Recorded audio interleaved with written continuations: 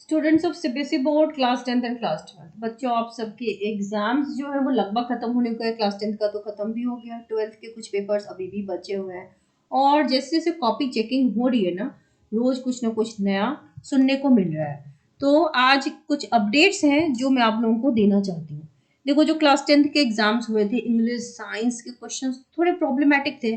Maths में भी कुछ बच्चे बता रहे थे कि डिफिकल्ट था। सिमिलरली क्लास 12th में भी कुछ पेपर्स जो थे, सब्जेक्ट जो थे वो डिफिकल्ट थे। अब जो टीचर्स हैं जो कॉपी चेकिंग कर रहे हैं ना, वो थोड़े से वरिड है फॉर क्लास 12th। ठीक है, 10th के लिए नहीं, 12th के लिए टीचर्स थोड़े से वरिड है, क्योंकि कुछ ऐसा हो रहा है कि कुछ कॉपीज में आंसर्स मिल ही नहीं रहे। ठीक है, even in class 10th science also बहुत से बच्चों के पर्चे खाली है, जबकि हमने कई बार बताया था कि अटेम्प्ट आप लेके आइए। तो ऐसे में टीचर्स, देखो सीबीएसई बोर्ड की इज्जत स्टेक पे है, ठीक है, सेल्फ रिस्पेक्ट स्टेक पे है। क्योंकि देखो, बात यह है कि सीबीएसई बोर्ड सबसे बड़ा बोर्ड है, जो मैं आपको पहले भी बता चुकी हूँ। यहाँ पर जो नंबर ऑफ स्टूडेंट्स है वो किसी भी बोर्ड की तुलना में सबसे ज्यादा है, और सीबीएसई बोर्ड से ज्यादा रेप्यूटेड बोर्ड और कोई है नहीं। ठीक है, तो सीबीएसई बोर्ड ऐसा तो है कि कभी नहीं चाहेगा कि आपके नंबर कटे या आप में से कोई बच्चा फेल हो। इट विल मेक हर तरह का एफर्ट लगाएगा, वो it will do lots of things to pass. ठीक है, वो आपको पास कराने के लिए तरह तरह की चीजें करेगा। लेकिन फिलहाल जो टीचर आते हैं ना, सुबह 10 बजे आते हैं, शाम के 5 बजे वो जाते हैं। 25 क्वेश्चन, 25 कॉपीज उनको मिलती है, मैंने आपको पहले भी बताया था। तो एक दिन में उन्हें एक टीचर को 25 शीट्स देखनी है, और वो दूसरा टीचर फिर उसको वेरीफाई करेगा, फिर जो कोऑर्डिनेटर होगा वो चेक करेगा। तो दैट इज अ प्रोसेस, वो प्रोसेस तो है ही है। लेकिन अब टीचर्स को दिक्कत कहाँ आती है, जैसे टीचर बैठते हैं ना, उनको एक चार्ट मिलती है कि किस किस तरीके के किस किस पैरामीटर को देखकर आपको मार्किंग करनी है। ठीक है, क्योंकि देखो बहुत सारे टीचर्स हो सकता है कुछ को पता ही ना हो कि कैसे मार्किंग करनी है। तो इसीलिए सीबीएसई का जो प्रोटोकॉल है, जो उनके वेबसाइट पे भी मेंशन था, मार्किंग स्कीम, वो टीचर को दी जाती है। ठीक है, लेकिन अगर कोई स्टूडेंट कॉपी पूरी छोड़ देगा खाली, तो फिर तो टीचर के पास ऑप्शन नहीं है। मैंने आपको पहले भी कहा था कि आप अटेम्प्ट लेके आना, क्योंकि अटेम्प्ट लोगे ना तो टीचर के पास एक लूप होल होता है कि कहाँ पे वो नंबर देगा। लेकिन अगर आप कॉपी, कुछ बच्चे हैं, देखो आप, ये बात सुनने के बाद हर बच्चा अपने ऊपर ले लेगा। अपने ऊपर नहीं लेना। देखो 14-15 लाख बच्चे अपियर हुए हैं, उसमें से कुछ बच्चे होंगे, इट्स नॉट अबाउट एवरीबडी। ठीक है, तो 14 lakh is a big number. तो इसमें हर बच्चा, कई बच्चे लिखते हैं कि मैंने हाईलाइटर डाल दिया तो क्या नंबर कटेंगे? नहीं, उस पर नहीं कटेंगे नंबर आपके। स्पेलिंग मिस्टेक के इतने नहीं कटते। ठीक है, हर चीज के नंबर नहीं कटेंगे। आपने कंटेंट अगर लिखा है ना, तो दे विल मेक एफर्ट्स कि आपको वो नंबर दें। ठीक है, ऐसा नहीं, आपके साथ कोई नाइंसाफी नहीं होगी। तो छोटी छोटी चीजों, कुछ बच्चे स्पेलिंग मिस्टेक को लेकर डरे हुए, तो बच्चे स्पेलिंग मिस्टेक को लेकर के इंग्लिश में थोड़े बहुत कट भी जाते हैं, लेकिन बाकी के सब्जेक्ट में बिल्कुल भी नहीं कटते। So you don't have to bother about that. तो मार्क्स जो मिलते हैं वो प्रेजेंटेशन के आधार पे तो मिलते ही हैं, उसमें कुछ चीजें मैटर करती हैं। जैसे कि आप वर्ड लिमिट के बियॉन्ड ना जाए, बियॉन्ड चले गए तो फिर भी नंबर दे देंगे। बहुत कम, जैसे होता है ना कि लॉन्ग आंसर्स हैं, 100 to 150 वर्ड्स में लिखने हैं, कुछ बच्चे 30 to 40 वर्ड्स में लिख के आए। कुछ बच्चे से मेरा मतलब ये नहीं कि आप सारे बच्चे, ठीक है। सो डोंट बॉदर, सुन के डरने की जरूरत नहीं है, मैं एक जनरल इन्फॉर्मेशन दे रही हूँ। क्योंकि मैं, मुझे नहीं पता कौन सा बच्चा ये वीडियो देखने वाला है, तो दैट इज वाई टेकिंग, सारे बच्चों को ध्यान में रखते हुए टेकिंग केयर ऑफ दैट, कि मैं बता रही हूँ in general. So don't take it personally. कुछ बच्चे हैं जिन्होंने, देखो वर्ड लिमिट का आपको ध्यान रखना था, पॉइंट वाइज लिखना था, डायग्राम के नंबर मिलते हैं, ग्राफ के नंबर मिलते हैं, ये तो आप जानते हो। ग्राफ की जैसे डायग्राम है, उसकी लेबलिंग अच्छे से करोगे, सुंदर से करोगे, तो पूरे नंबर मिलेंगे। लेकिन अगर आपने थोड़ा बहुत 19-20 भी लिखा है तो नंबर वो पूरे देंगे। ऐसा नहीं है कि आपने अगर थोड़ा बहुत, मान लो कि कुछ बच्चे पॉइंट वाइज नहीं लिखते लेकिन कंटेंट सारा लिख देते हैं, तो ऐसा नहीं है कि तब आपको नंबर नहीं मिलेगा, नंबर आपको फिर पूरे ही मिलेंगे। वर्ड लिमिट में क्या, एक्सीड कर जाओगे तो नंबर मिलेंगे। और मान लो कि 100 to 150 का रेंज है ना, उसमें अगर आपने 80 वर्ड्स भी लिखा है तो वो आपको नंबर दे देंगे, बशर्ते कि सारे जो इंपॉर्टेंट कंटेंट और पॉइंट्स हैं वो आपने मिस ना किया हो। जो अच्छे पॉइंट्स होते हैं ना, अगर उसको आपने हाईलाइट नहीं भी किया है, कुछ बच्चे ऐसा भी लिखते हैं कि मैंने हाईलाइट नहीं किया, बच्चे उस पर नंबर नहीं कटेगा। आपने लिखा है क्वेश्चन नंबर, इवन अगर कुछ बच्चे गलत लिख दे रहे हैं, टीचर उस चीज को ध्यान में रखते हुए आपको नंबर दे रहे हैं। तो ऐसी जो छोटी छोटी गलतियां आपसे हुई हैं उस पर नंबर नहीं कट रहा। ठीक है, वैसे भी थोड़ी लीनियंट चेकिंग होएगी, क्योंकि कोविड के बाद का ये पहला बैच है। ठीक है, लेकिन अनफॉर्चुनेटली और फॉर्चुनेटली क्लास 10th और 12th दोनों का ही ये पहला बोर्ड है, ठीक है। क्लास 10th के लिए थोड़ी सी वो होती है ना कि बच्चे पहली बार बोर्ड दे रहे हैं, तो उनका पासिंग क्राइटेरिया भी डिफरेंट है, थ्योरी प्लस प्रैक्टिकल मिला के उनको 33% लाना है। 12th वाले बेचारे बच्चे, ये बच्चे कोविड के मारे बच्चे हैं, तो इनका भी, आप सबका भी 10th हुआ नहीं था, मतलब एक्चुअली बोर्ड आपने ऐसे दिया नहीं था ऑफिशियली, तो आप भी पहली बार ही फेस कर रहे हो। लेकिन चूंकि आप थोड़े से सीनियर क्लास में हो, तो आपके लिए थोड़े से रूल्स जो है वो हार्शर है। तो आपकी थ्योरी में अलग से 33% होनी चाहिए, प्रैक्टिकल में अलग से, तो ये एक प्रॉब्लम है। और क्लास 10th में तो रिजल्ट अच्छा होगा, इसकी तो लगभग गारंटी होती है कि देखो क्लास 10th में थ्योरी में 33% लाना इज नॉट अ बिग, मतलब थ्योरी और प्रैक्टिकल मिला के 33% लाना कोई बिग डील नहीं है।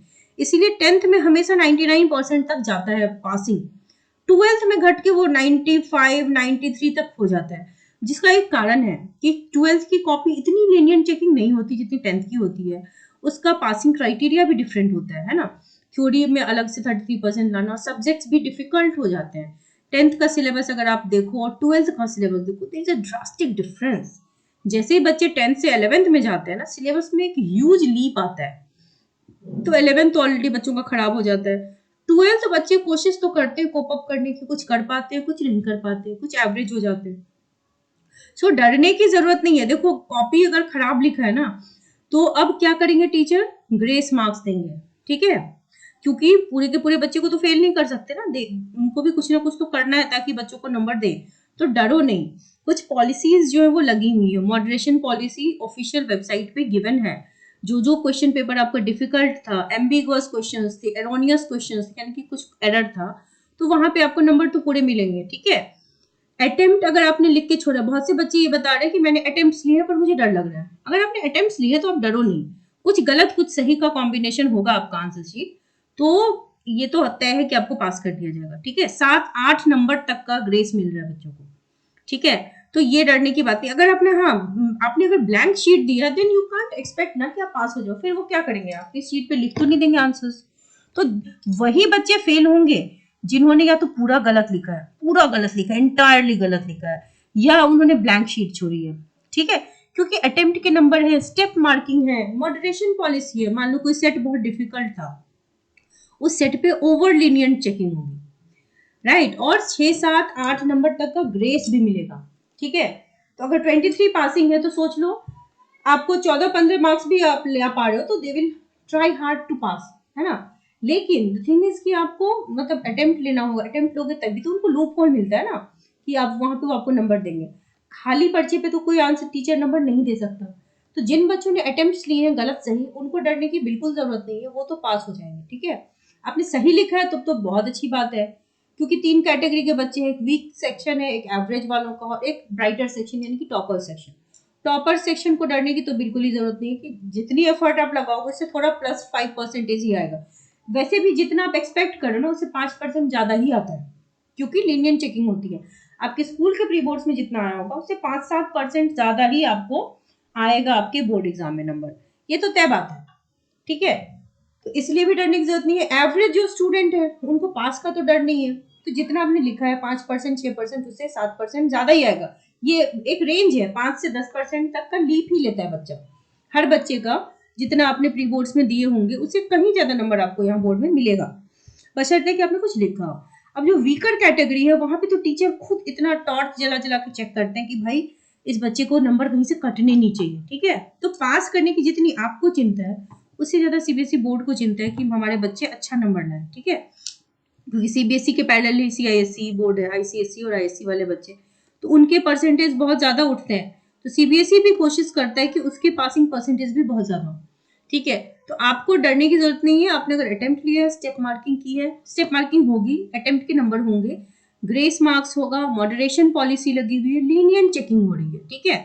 तो न्यूज में जो आ रहा है वो उन बच्चों के लिए आ रही है जिन्होंने कॉपी खाली छोड़ी है, ठीक है। और वैसे भी न्यूज कभी कभी हाइप्ड भी होता है, ठीक है। तो उस पर उतना भी वो होने की जरूरत नहीं है कि अरे हर बच्चा अपने पे ले लेता है कि यार मेरे ही नंबर खराब होंगे, मैंने ही नहीं लिखा था, बट ऐसा नहीं है।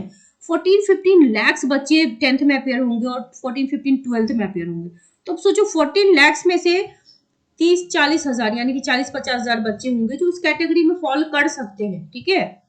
तो आप अपने ऊपर मत लीजिए, आपने लिखा है तो हैव फेथ इन योरसेल्फ, अपने ऊपर बिलीव कीजिए, ठीक है। पढ़ाई जारी रखिए क्योंकि आप एक स्टूडेंट हैं, आपको पढ़ना तो है ही। अगर आप पास हो गए तो वेल एंड गुड, अगर आप पास नहीं हुए तो there is an option, improvement exam का फॉर्म अगले महीने आएगा, आप उसको भर के आप पास हो जाओगे।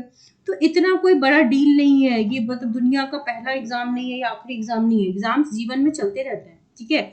ना ही ये वो बोर्ड एग्जाम है जो हवा बना होता है ना, बोर्ड है बोर्ड है, घर में भी, बाहर दोस्त के यहाँ भी, स्कूल्स में भी, फ्रेंड सर्कल में, हर जगह बोर्ड का हुआ होता है। ये एक फैक्ट है, हमारी सोसाइटी में बोर्ड को कुछ ज्यादा ही वेटेज दिया जाता है, जितना वेटेज वो रिक्वायर नहीं करता, क्योंकि इससे आपका करियर बिल्कुल भी डिसाइड नहीं होता, ठीक है। ये मैं नहीं कह रही हूँ, आप खुद एग्जाम्पल्स देख लो ना, आपके कजन्स होंगे, पड़ोसी होंगे, आसपास के रहने वाले लोग होंगे, क्या डायरेक्टली प्रोपोर्शनल है 10th या 12th का रिजल्ट उनके करियर को लेकर? बिल्कुल नहीं। कई आपके ऐसे रिश्तेदार फ्रेंड होंगे जिन्होंने बोर्ड में बहुत खराब परफॉर्म किया होगा और लाइफ में वेरी सक्सेसफुल है, और कुछ ऐसे लोग भी आपने देखे होंगे जो 10th और 12th में बहुत अच्छा नंबर लेके आए और लाइफ में वो कुछ बहुत ज्यादा नहीं कर पाए। सो ये डायरेक्टली प्रोपोर्शनल बिल्कुल भी नहीं। So wish you all the very best, do like share and subscribe the channel.